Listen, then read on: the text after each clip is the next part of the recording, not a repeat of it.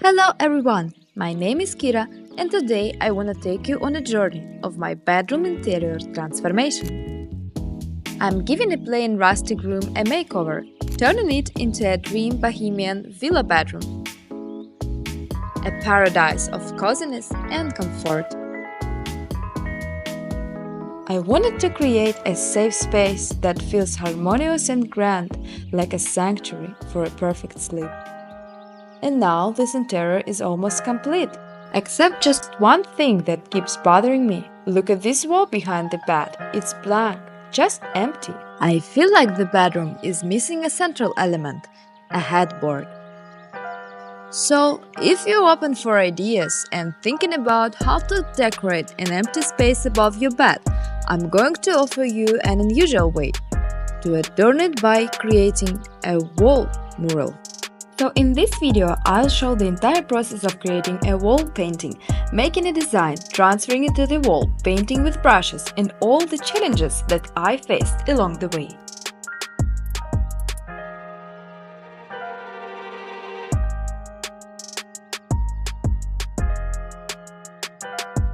And to be honest, I'm quite nervous because despite being a tattoo artist and feeling confident with brush in my hand, I never ever drew something large on a wall before. My wall is 3 meters tall and 4 meters wide, so let's see how will it turn out. I'm leaning towards something abstract because the interior mural should blend into the space and become a part of it.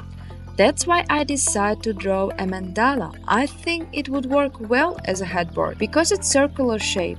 And additionally, I like the meaning behind it. The mandala represents balance and harmony, which sounds good for the place for relax.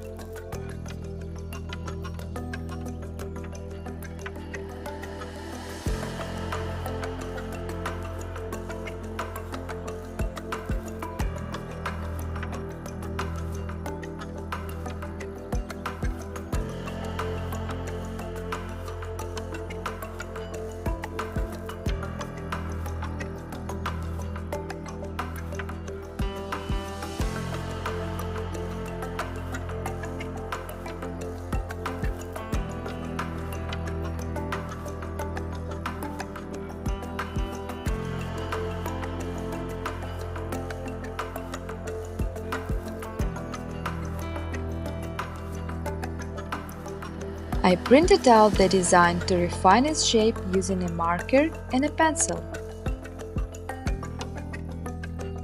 I used a simple tracing method by drawing from the other side with backlighting.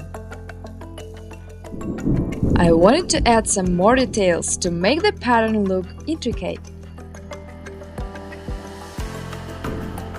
So here is my design.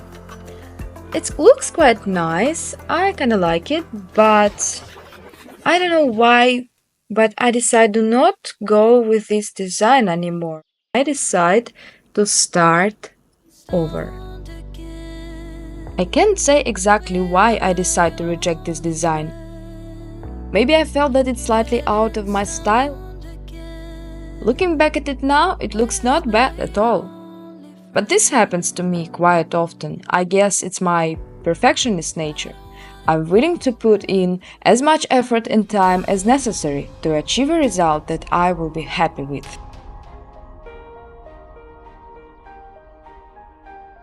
I took a break for a few days, stepping away from this project.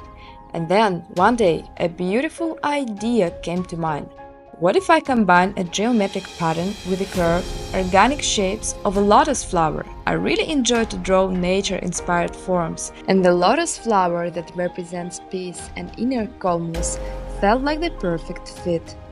I took a marker and traced all over the pencil sketch to refine the shapes. However, I still wasn't satisfied, so I made some more sketches. I switch back and forth between traditional and digital tools, striving to find that inside feeling when something clicks and you realize this is what we was looking for. So, this is my final design.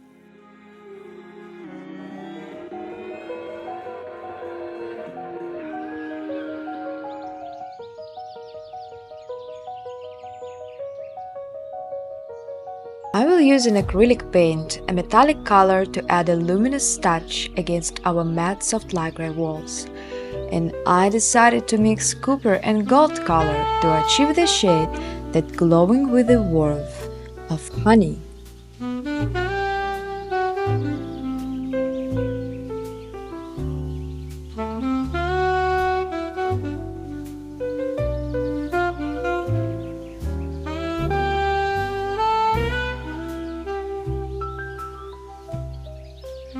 So, the paint is ready. Let's move on to prepping the room.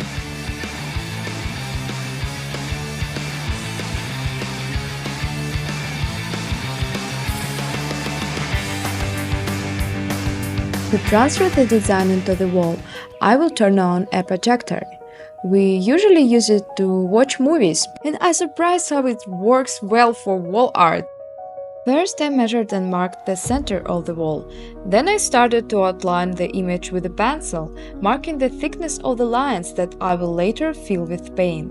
And just a few moments later, I realized that the picture was visible enough, so there was no need to waste time outlining it.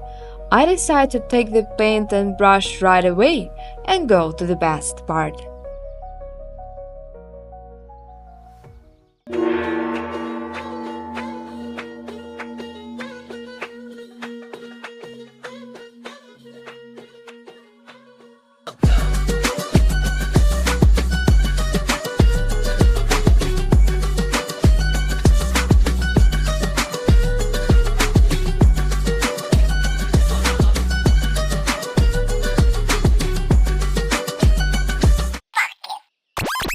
Oh no!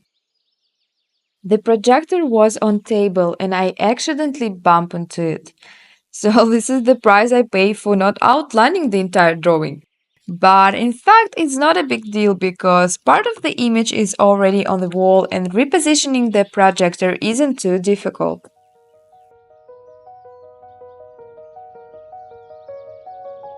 My biggest fear is rushing and using paint that's too thin.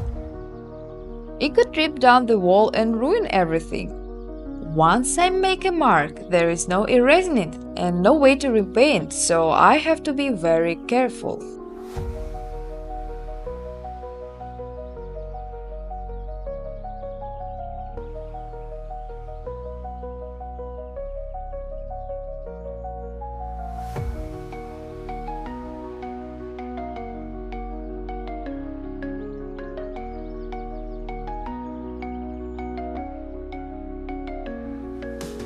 I wanted to create some parts of the drawing with a dotted texture. I used wooden sticks and experimented with different techniques to make the dots faster.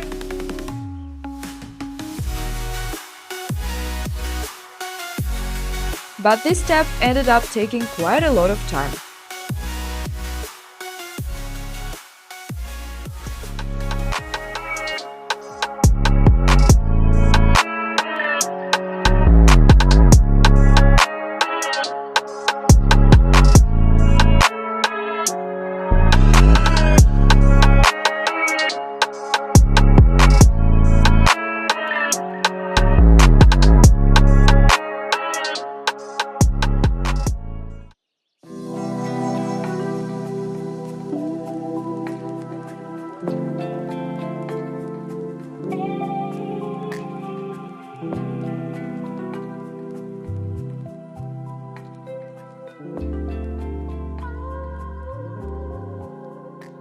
By the end of the first day, I realized that the amount of water is a critical factor.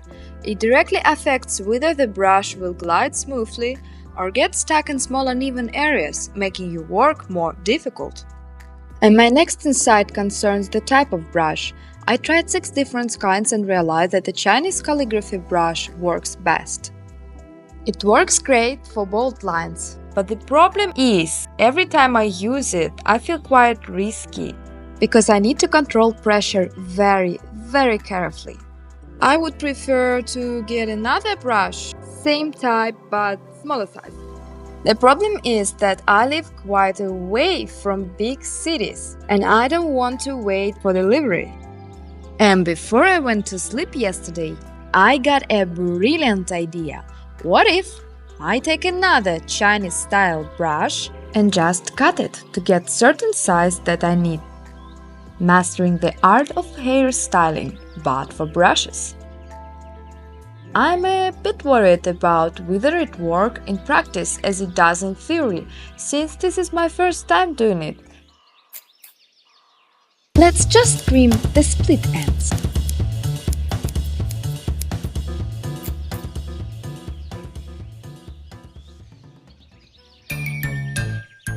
Oops, seems like I have a problem. I cut off too much and now the brush doesn't hold properly. But I'll try to fix it with a piece of thread by tying the bristles together and securing them with a super glue.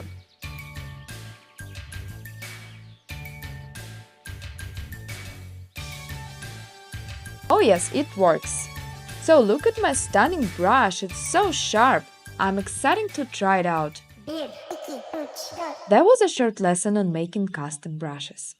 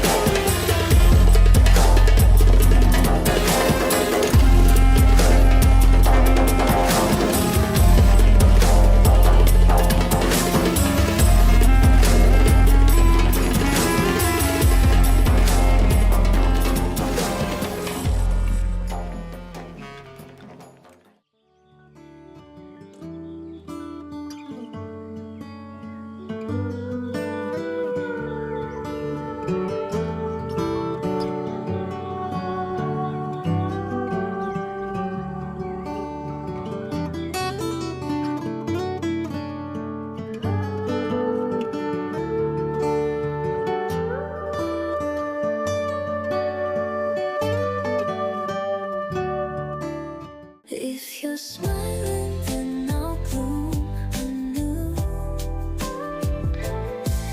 Time after time, my heart stays true. Like the sakura that greets the spring by your side, I will always be here. I'm so happy with the result and how the wall mural enhanced the look of the entire room. This is my dream bedroom that has become real. Here you want to slow down, take a deep breath, and simply enjoy the moment. I can't believe we designed it all from scratch with our own hands, so have a look again, see how it was before and how it turned out after. To achieve a Bohemian vibe, I filled the space with items that seem to breathe nature. Linen, cotton, woven baskets, dried grass, wood, and clay.